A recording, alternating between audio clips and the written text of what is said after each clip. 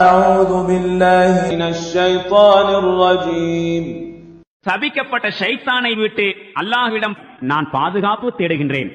لن تغني عنهم أموالهم ولا أولادهم من الله شيئا أولئك أصحاب النار هم فيها خالدون.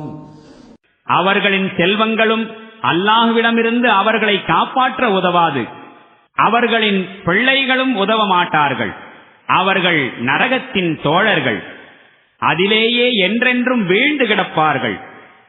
يوم يبعثهم الله جميعا فيحلفون له كما يحلفون لكم ويحسبون أنهم على شيء ألا إنهم هم الكاذبون.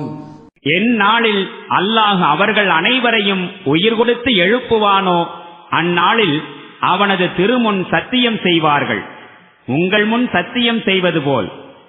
அதனால் தங்களுக்கு சிறிது பயன் கிடைக்கும் என்றும் எண்ணிக்கொள்வார்கள்.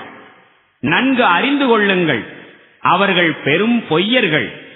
استحوذ عليهم الشيطان فأنساهم ذكر الله أولئك حزب الشيطان ألا إن حزب الشيطان هم الخاسرون.